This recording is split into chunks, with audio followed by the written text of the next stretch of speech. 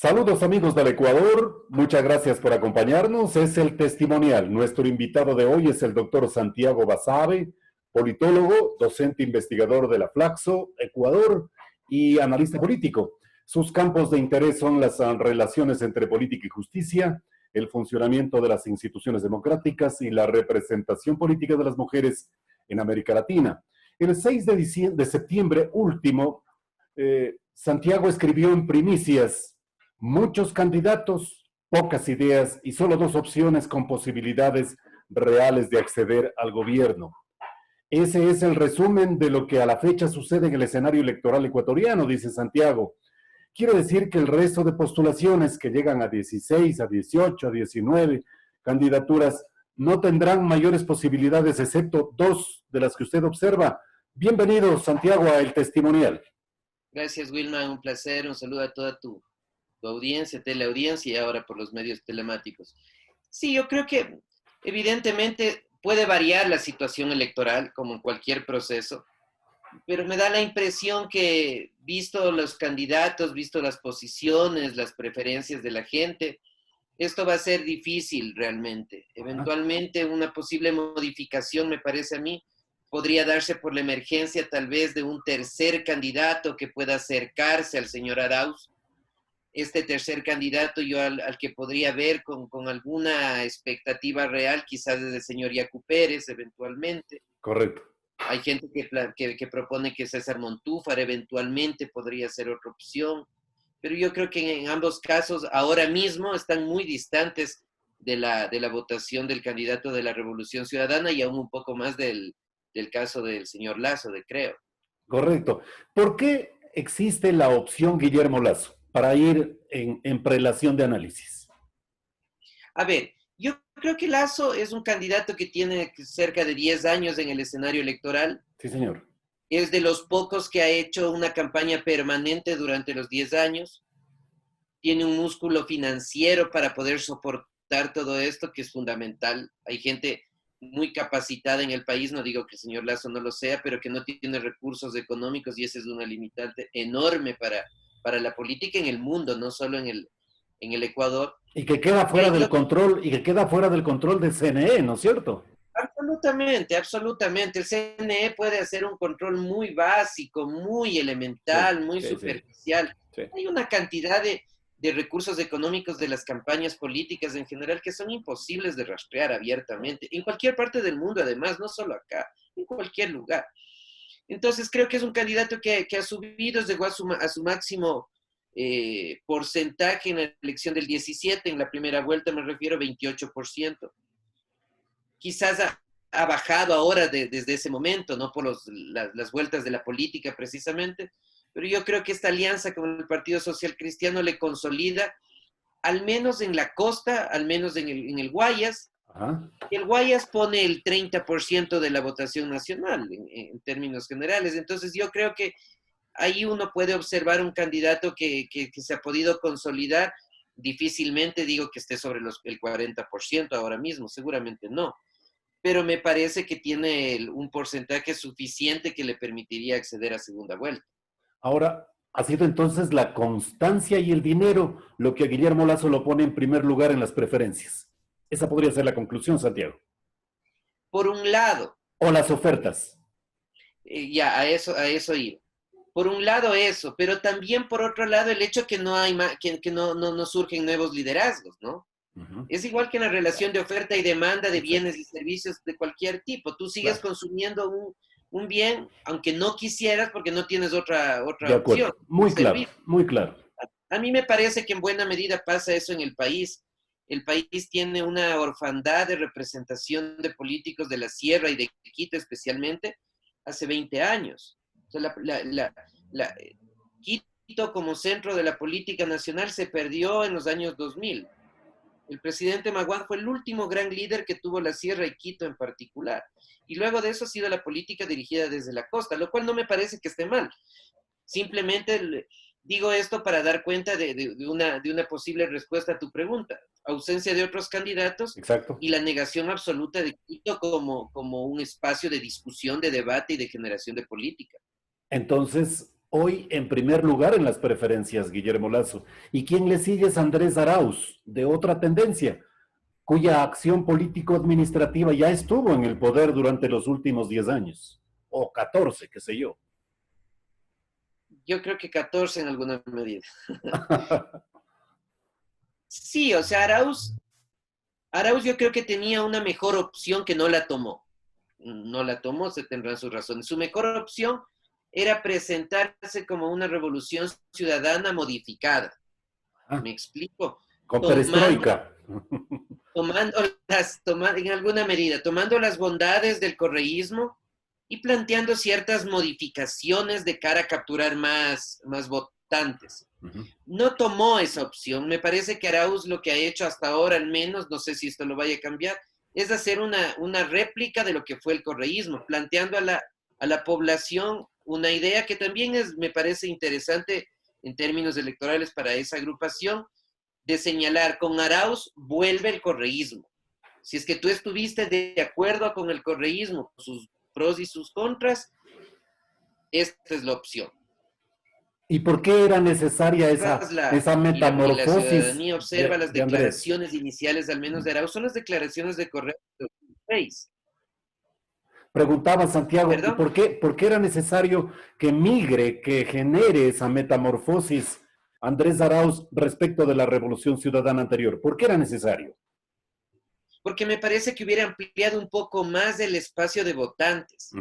Hubiera capturado los votantes naturales, digamos, más algunos descontentos con algunas dimensiones de la vida política y económica del correísmo. Me parece que hubieran ganado más, para interés de ellos, ¿no?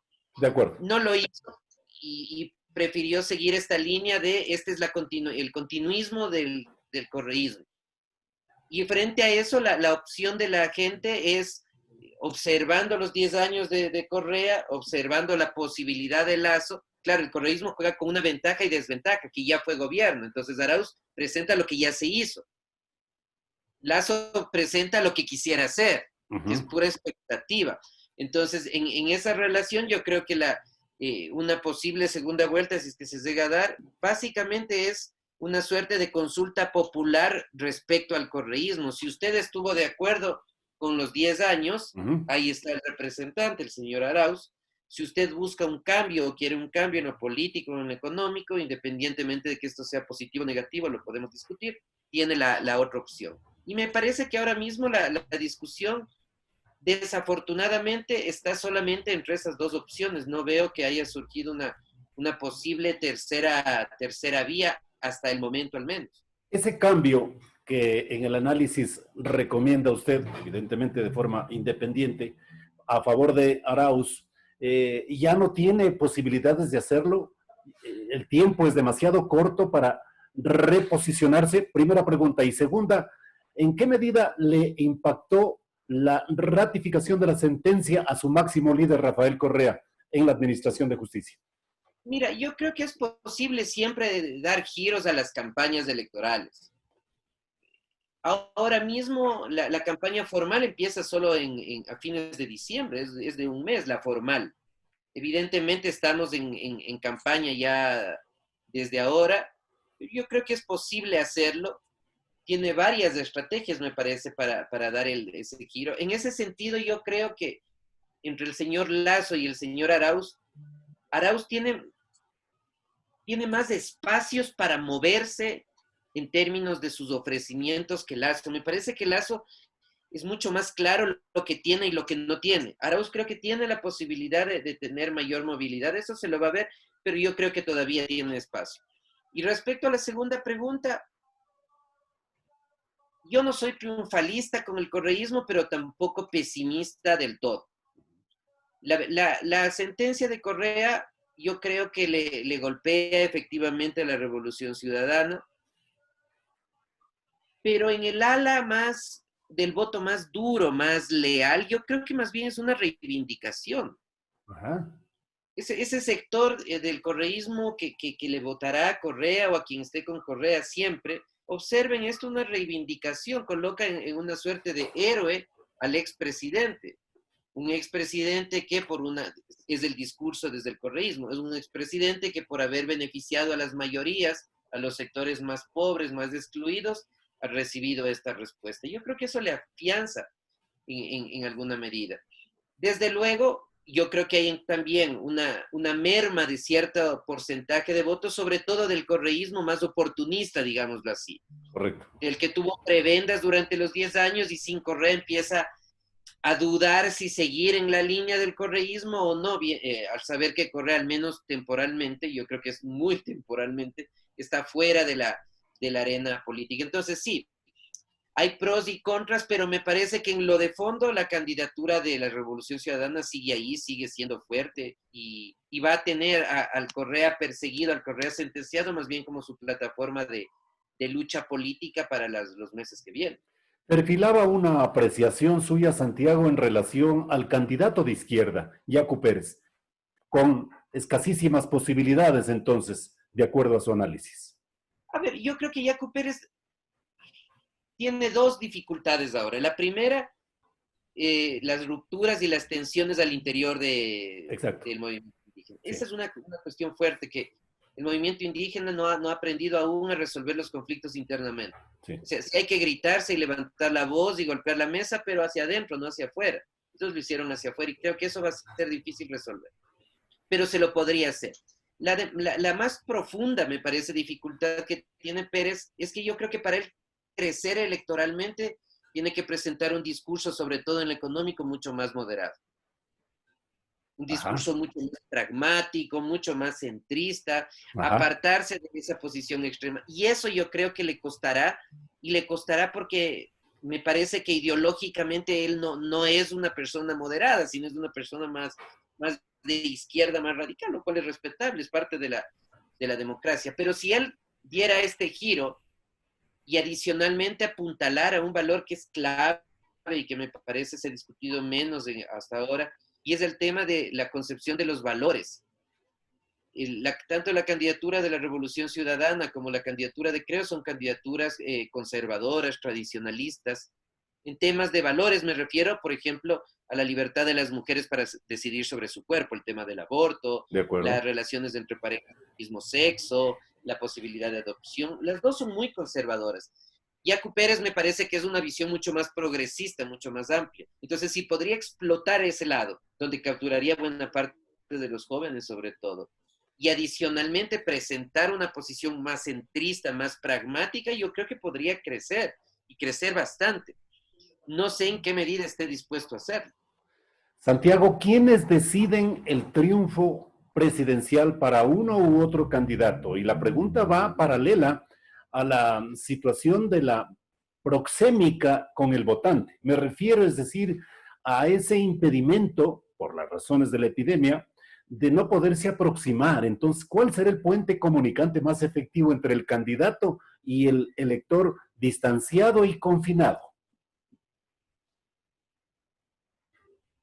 Mira, yo creo que la campaña de este año es una campaña particular por ese tema precisamente, y me parece que uno de los medios, no el único, pero sí uno de los medios más importantes son las redes sociales. El Twitter, el Facebook, comunicaciones como la que estamos manteniendo. Y para llegar desde las redes sociales se necesita tener mensajes claros, cortos y directos. Yo creo que ese es el gran desafío de los candidatos, y en eso tienen que dar vuelta cómo hacerlo. Y sobre todo, cómo hacer esto para el porcentaje mayoritario de la población, que ahora son los jóvenes, que son los que en general tienen más acceso a las redes sociales. Entonces, ahí hay un desafío enorme donde las maquinarias electorales y de campaña de los candidatos deberán trabajar mucho. Pero donde haya conectividad, porque en la ruralidad de pronto serán medios como la radio, o el vis a vis, el contacto físico, haya o no haya epidemia. Absolutamente, absolutamente. El Ecuador es un país prioritariamente rural. Si tú observas los más de 200 cantones, 225 me parece que son, la gran mayoría son rurales. Claro, 221. tienen menos población. 221. Tienen menos población, Sí. evidentemente, pero son la mayoría rurales. Y allá, como tú bien dices, la conectividad quizás no es la constante. Y ahí me parece que el espacio es el caminar, el estar ahí, caminar, visitar y tener bases establecidas y constituidas. Y me parece que al menos en ese espacio la Revolución Ciudadana consiguió adentrarse en el país luego de los 10 años en el gobierno, la tendrá un poco más fácil, al menos en esos sectores. Apelo a su formación académica, filosófica, para encontrar la siguiente respuesta. ¿Es el momento de las ideologías, Santiago, o de las tendencias políticas efervescentes que caen en el populismo frente a necesidades emergentes de la población, empleo, salud, educación, que se agravó mucho más en este escenario pandémico? Ni comunismo ni ultraderechismo. Vivimos una democracia liberal, pero ¿cuál será el mensaje político que impacte? Porque en realidad diera la impresión que en cuanto a ideologías no hay un análisis para a partir de allí el elector pueda decidir por quién votar.